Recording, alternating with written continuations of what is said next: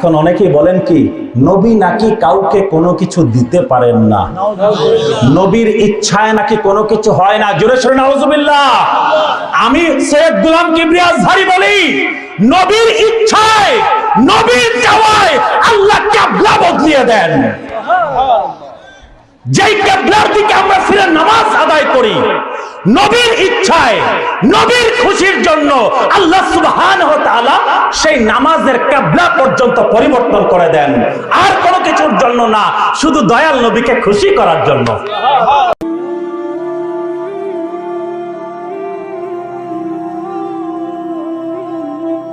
আল্লাহ সুবহানাহু ওয়া তাআলা কুরআন মাজিদের মধ্যে বলছেন, قد نرى تقلب وجهك في السماء فلنولينك قبلة ترضاها।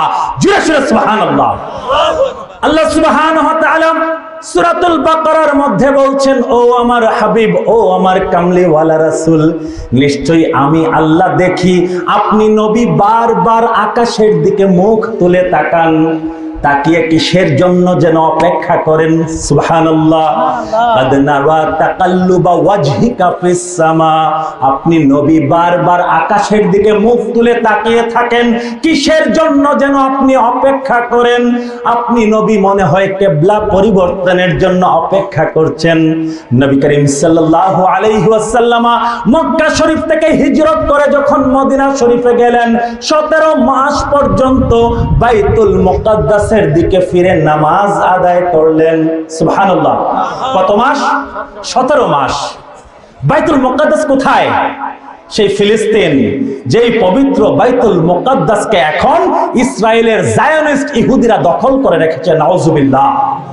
সকল আম্বিয়াদের কিবলা, অসংখ্য অগণিত আম্বিয়াগণের নবীগণের কিবলা সেই বাইতুল মুকাদ্দাস ফিলিস্তিনের জেরুজালেম নগরীতে অবস্থিত।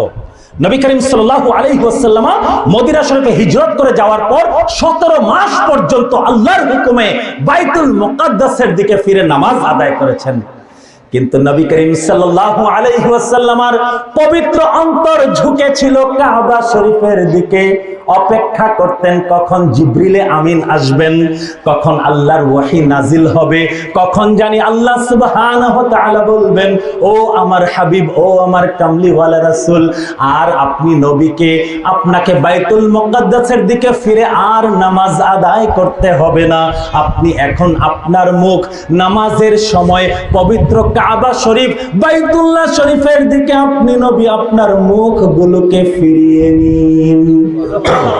নবী করিম সাল্লাল্লাহু আলাইহি ওয়াসাল্লামের কথা আল্লাহ সুবহানাহু ওয়া তাআলা বলছেন, ও আমার হাবিব, ও আমার কামলিওয়ালা রাসূল, আমি আল্লাহ দেখি আপনি নবী নামাজ অবস্থায় নামাজের বাইরে আকাশের দিকে মুখ তুলে তাকিয়ে থাকেন, বারবার তাকান কখন জিবরিলে আমিন আসবেন আর আপনাকে কিবলা পরিবর্তনের জন্য ওহী নাজিল করে দিবেন।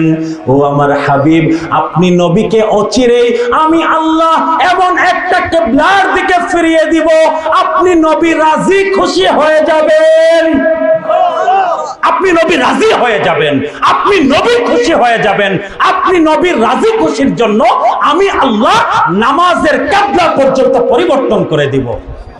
ফাওয়াল্লি ওয়াজহাকা শাতরাল মসজিদিল হারাম, ও আমার হাবিব, ও আমার কামলিওয়ালা রাসূল, আপনাকে কষ্ট করে অন্তরে কষ্ট নিয়ে আর বাইতুল মুকাদ্দাসের দিকে ফিরে আপনাকে নামাজ আদায় করতে হবে না। আপনি আপনার পবিত্র মুখমণ্ডল বাইতুল্লাহ শরীফ কাবা শরীফের দিকে ফিরিয়ে নিন। সুবহানাল্লাহ। এই আয়াত যখন নাজিল হয়, নবী করিম সাল্লাল্লাহু আলাইহি ওয়াসাল্লাম অন্য একটা কওমের অন্য একটা গোত্রের মসজিদের মধ্যে যোহরের নামাজ আদায় অবস্থায় ছিলেন। সুবহানাল্লাহ। কোন নামাজ? যোহরের ফরজ নামাজ জামাতের সাথে পড়ছেন। পেছনে সাহাবায়ে কেরাম আছেন, বাচ্চা শিশুরা আছে, সর্বশেষ লাইনে মহিলারাও আছে। সুবহানাল্লাহ। নবী করিম সাল্লাল্লাহু আলাইহি ওয়াসাল্লাম ইমাম, পেছনে সকল সাহাবায়ে কেরাম। নবী করিম সাল্লাল্লাহু আলাইহি ওয়াসাল্লামকে আল্লাহ সুবহানাহু ওয়া তাআলা 2 রাকাত যোহরের নামাজ আদায় হওয়ার পর জিবরিল আমিনকে পাঠিয়ে দিয়েছেন। জিবরিল আমিন নামাজরত অবস্থায় 2 রাকাত শেষ, তাশাহুদ হয়ে গেছে, এমন অবস্থায় জিবরিল আমিন এসে বলছেন, ইয়া রাসূলুল্লাহ, ইয়া হাবিবাল্লাহ, আপনার জন্য সুসংবাদ আছে। আপনি এই মুহূর্তে আপনার পবিত্র মুখমণ্ডল বাইতুল মুকাদ্দাস থেকে আপনি কাবা শরীফের দিকে ফিরিয়ে নিন। নবী করিম সাল্লাল্লাহু আলাইহি ওয়াসাল্লাম আশ্চর্য হয়ে গেলেন, হে জিবরিল, আমি তো এখন নামাজ অবস্থায় আছি, নামাজ শেষ হয়ে যাক, তারপরে আমি ফিরি।